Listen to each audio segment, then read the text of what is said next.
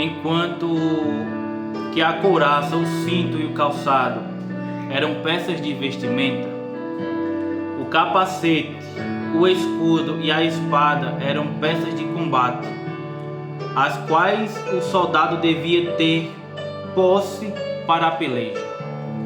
Efésios capítulo 6, versículo 16 e 17. Tomando sobre tudo o escudo da fé, com a qual podereis apagar todos os dardos inflamados do maligno. Tomai também o capacete da salvação e a espada do Espírito, que é a palavra de Deus. Em Efésios 6, Paulo fala sobre as armaduras de Deus, as armaduras espirituais. Ele fala daquilo que se deve vestir: o cinto da verdade e a couraça da justiça, e calçar os pés no Evangelho. E depois ele fala sobre os instrumentos de ataque e defesa. Ele fala daquilo que deve se vestir dentro da armadura, mas também fala daquilo que deve usar para atacar e para se defender dentro das armaduras, da armadura espiritual. E ele fala sobre o escudo da fé. O escudo era, junto com o capacete, uma das melhores armas de defesa. Ele dava mobilidade às tropas de infantaria, fazendo com que, mesmo diante de uma saraivada de flechas, os exércitos pudessem se locomover sem nenhum sofrimento. Paulo faz a justa posição do escudo com a fé, pois é através da fé que nem as dificuldades ou as condições desfavoráveis vão nos parar. A fé, ela é muito importante na nossa vida. A fé, ela é uma peça fundamental, assim como as outras da armadura, para que nós venhamos a usar. É interessante que o escritor aos Hebreus, no capítulo 10, versículo 38, diz: mas o justo viverá pela fé. Mas se ele retroceder, a minha alma não se agradará dele. Em Hebreus 11:6, o escritor diz que sem fé é impossível agradar a Deus. Tem um texto aqui em Eclesiastes que eu acho muito bonito, que é Eclesiastes 7:14, que diz: no dia da prosperidade desfruta do bem, mas no dia da adversidade reflita, pois tanto este dia como o outro Deus o fez, para que o homem jamais descubra o que há de vir depois dele. É interessante isso aqui, que Salomão diz: Deus vai dar o dia da prosperidade, desfruta quando estiver nesse dia, mas também Deus vai permitir o dia da adversidade e reflita nele. Deus permite tanto um quanto o outro, para que o homem não saiba o que vai vir depois. Por que Deus não quer que nós saibamos o que vai vir depois? Para que nós tenhamos fé, porque a fé, ela vai nos proteger. É tão interessante isso que Jesus disse em Mateus 6:34: portanto não vos inquieteis pelo dia de amanhã, porque o dia de amanhã cuidará de seus próprios problemas. Basta cada dia o seu próprio mal. Ele estava dizendo: viva o dia de hoje, não fique ansioso quanto o dia de amanhã não. Deixe o dia de amanhã que vai cuidar dele mesmo. Viva o hoje.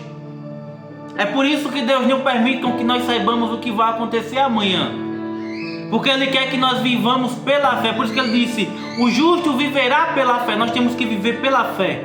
E se nós vivermos sabendo o que irá acontecer amanhã, nós não vamos viver pela fé. A fé é saber que Deus vai cuidar. A fé é saber que Deus está cuidando, Deus está no controle de tudo. E o escritor dos Hebreus diz que se nós retrocedermos, Deus não vai se agradar da gente. Então, nós precisamos ter fé, que embora a situação que esteja, Deus está cuidando. Nós precisamos manter nossa fé firme, independente do que aconteça. Eu acho interessante que quando Jesus vai mandar os discípulos ir para o outro lado do mar, do lago. Ele diz: vocês vão que eu vou despedir a multidão, e ele vai orar. E Jesus vem andando sobre as águas e o cenário é ondas amedrontando, uma tempestade amedrontando os discípulos. E é interessante que eu tenho certeza que Jesus sabia que no meio do caminho ia vir uma tempestade. Só que ele não disse aos discípulos o que aconteceu, só disse: vão que vocês vão chegar ao outro lado e eu acompanho vocês. A gente se encontra lá. E no meio tem uma grande tempestade. E eu creio que Jesus não falou para que os discípulos viessem ter fé. Porque se Jesus tivesse dito dessa tempestade no meio do caminho, eles iriam ter medo. E provavelmente eles se negariam a ir. Jesus só disse: vão. E a gente chega no outro lado, para que eles viessem ter fé naquele momento que iria acontecer no meio do caminho, no meio do mar. Nós precisamos ter o escudo da fé para nos proteger, para que nós possamos se manter firmes e não venhamos a desagradar a Deus, porque a nossa fé ela serve para agradar a Deus. Foi isso que o escritor aos Hebreus disse, que sem fé é impossível agradar a Deus. Paulo cita o capacete da salvação. E o capacete era uma das mais importantes peças da armadura para proteger a cabeça, e ainda é. E é muito pertinente o apóstolo ligar o capacete com a salvação, tendo em vista que um dos grandes ataques do inimigo contra nós começa na esfera dos pensamentos. A primeira coisa que o diabo quer tomar posse da nossa vida é a mente, porque ele sabe que no momento que ele toma posse da mente, ele consegue controlar todo o corpo. Ele sabe que ele controlando a mente, ele começa a controlar todo o corpo. Por isso que Paulo diz: tomai o capacete da salvação, para que possais podeis apagar todos os dardos inflamados do maligno. Porque com o capacete da salvação nós vamos estar com nossa mente protegida, e aí o diabo não tem como atingir nossa mente. E se ele não atinge nossa mente, ele não consegue atingir o nosso corpo, porque ele usa, a gente escuta uma notícia ruim e afeta todo o nosso corpo. Nós conseguimos ver algo que não nos agrada, comer algo que não nos agrada e afeta todo o nosso corpo. Aí Paulo diz: use o capacete da salvação. Para quê? Para estar com a mente protegida. Porque você pode escutar, mas não vai afetar. Você pode ver, mas não vai afetar a sua mente. E não afetando a mente, não afeta o corpo. Nós precisamos permanecer firmes na presença de Deus, e que nossa mente seja ocupada com pensamentos edificantes. Em vez de nós darmos ouvidos às coisas desagradáveis, vamos ouvir coisas edificantes. Vamos assistir uma pregação que edifica a nossa vida. Vamos ler a palavra de Deus que vai edificar a nossa vida. Vamos escutar aquilo que edifica a nossa vida, que nos fortalece. Paulo fala da espada do Espírito. A Bíblia é comparada como uma espada que separa o falso do que é verdadeiro. Hebreus 4:12, porque a palavra de Deus é viva e eficaz, mais penetrante do que qualquer espada afiada de 2 gumes. Ela entra na divisão da alma do espírito, junta em medula, e é apta para discernir os pensamentos e intenção do coração. A espada era uma arma de ataque na qual servia para causar dano ao inimigo.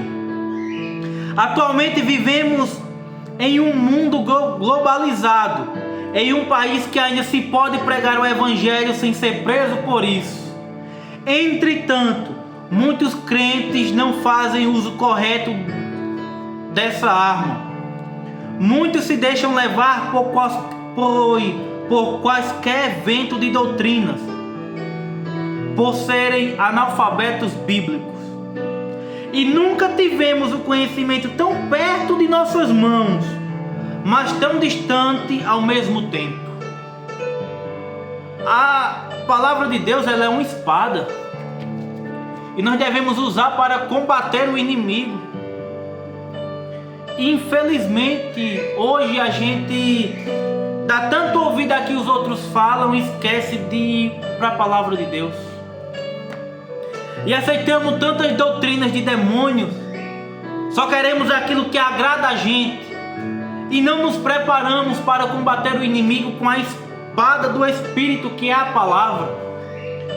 Nós temos o prazer, a honra de podermos andar com a Bíblia, de podermos ler a Bíblia, de podermos falar da Bíblia e não aproveitamos.